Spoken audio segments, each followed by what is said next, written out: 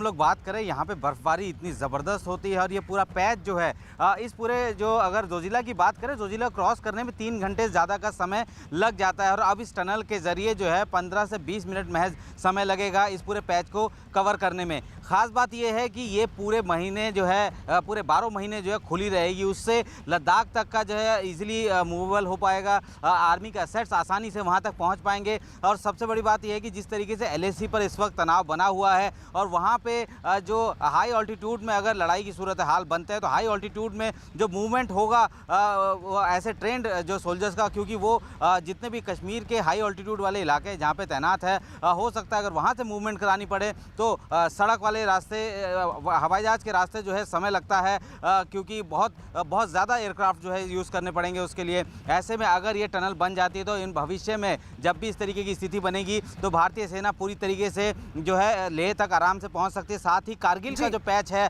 वो बहुत इजी हो जाएगा भारतीय सेना के लिए, क्योंकि इस टनल से पहले जो है यहाँ पे सिर्फ एक और रोड था जो कि लगातार चलता रहता था, लेकिन बर्फबारी के दौरान वो भी बंद रहता था। अब भारत सरकार ने 3 ऐसे पैच तैयार कर दिए हैं लेह तक पहुँचने के लिए, यानी अब कह सकते हैं कि 12 महीने जो है अगर किसी भी अगर ये टनल की बात करें, ये 6 साल में बन के तैयार होगी। अगर ये बंद भी हो जाता है ये वाला बर्फबारी के चलते रूट, और उसके बाद मनाली वाला भी रूट बंद हो जाता है, तो एक एक्सेस और जो है निकाली गई है। तो किसी भी तरीके से लेह लद्दाख को पूरे देश से लगातार 12 महीने जोड़े रखने के लिए इस तरीके का निर्माण कराया जा रहा है। सामरिक दृष्टिकोण से ये बहुत ही ज्यादा महत्वपूर्ण है। सामरिक दृष्टिकोण से बेहद महत्वपूर्ण बता रहे हैं संदीप, और आम लोगों के लिए अब किस तरीके से आसानी होगी उसके लिए हम सीधे पवन की तरफ रुख कर लेते हैं।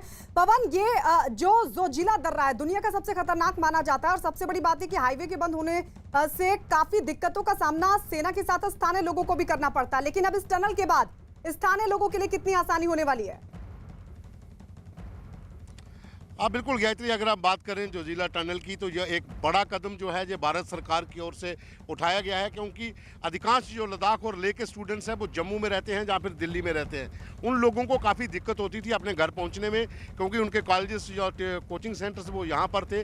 लेकिन अब ये टनल बनने के बाद इन बच्चों के चेहरों पर भी जो खुशी है वो साफ देखी जा सकती है, क्योंकि इन लोगों की एक मांग थी कि यहाँ पर टनल बनाई जाए, क्योंकि 3 से 4 घंटे का समय लग जाता था और जब पूरा पैच बर्फबारी होती थी तो बंद हो जाता, रास्ता ही बंद हो जाता था, तो कोई साधन नहीं होता था वहां पर पहुंचने का।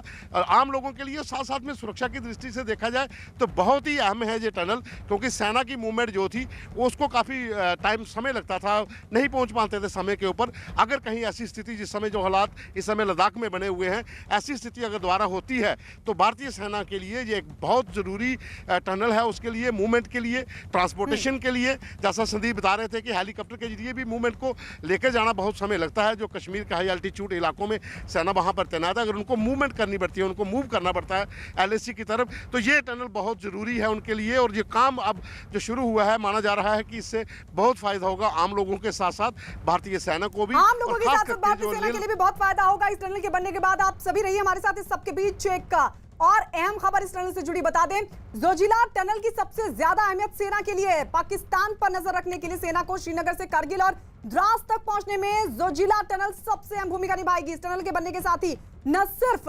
LOC तक पहुंच और आसान हो जाएगी, बल्कि सेना के जवानों तक रसद पहुंचाना भी हो जाएगा आसान। और अभी सेना को सर्दियों से पहले करगिल और द्रास में अपने कैंप तक रसद पहले से रखनी होती है, लेकिन ये टनल जब पूरे साल चालू रहेगी तो सेना का काम आसान हो जाएगा। इसके साथ ही लेह होते हुए लद्दाख और चीन की सीमा तक भी हर मौसम में भारतीय सेना की पहुंच और भी ज्यादा आसान हो जाएगी। और न सिर्फ सर्दियों में सीमा की निगरानी आसान रहेगी, बल्कि युद्ध के हालात में भी ये टनल सबसे अहम भूमिका निभाएगी।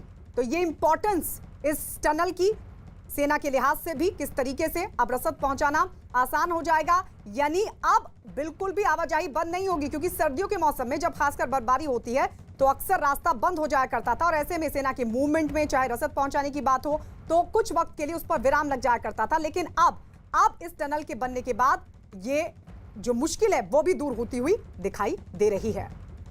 सभी सहयोगी हमारे साथ लगातार बने हुए हैं। रिवत, ये बहुत बहुत महत्वपूर्ण थी ये टनल, बता रहे हैं संदीप के एक लंबी जद्दोजहद हुई और उसके बाद कहीं जाकर अब आज इसका निर्माण कार्य शुरू होगा। लेकिन सेना के लिहाज से आपकी नजर में ये कितना महत्वपूर्ण होने वाला है? मूवमेंट भी और साथ ही रसद जब पहुंचाने की बात आती थी, खासकर बर्फबारी के मौसम में, तो खासी दिक्कतों का सामना करना पड़ता था।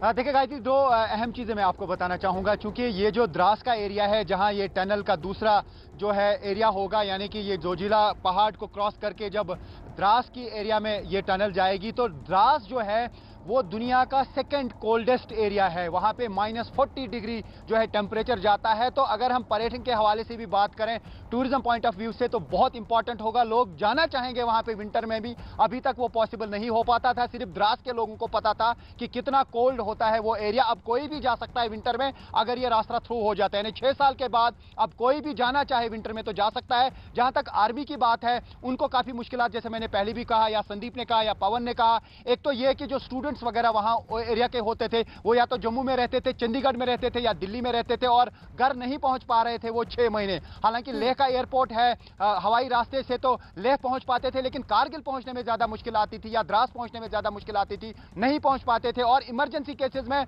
वहां पे हेलीकॉप्टर का इस्तेमाल करना पड़ता था, और वहां पे भी सेना की मदद से ही लोग जो है किसी जगह पहुंच पाते थे अगर कोई इमरजेंसी केस होता था जिसको एयरलिफ्ट करने की जरूरत पड़ती थी। तो आर्मी को पहले ही स्टॉक जो है या सप्लाई पोजीशन, चाहे वो पहले कैरोसिन वहां पे ले जाना पड़ता था गर्मी के लिए, या जितनी भी खाने पीने की चीजें हैं या एम्यूनेशन, वो पहले ही डंप करना पड़ता था 6 महीने पहले। अभी आप मान लीजिए कि अब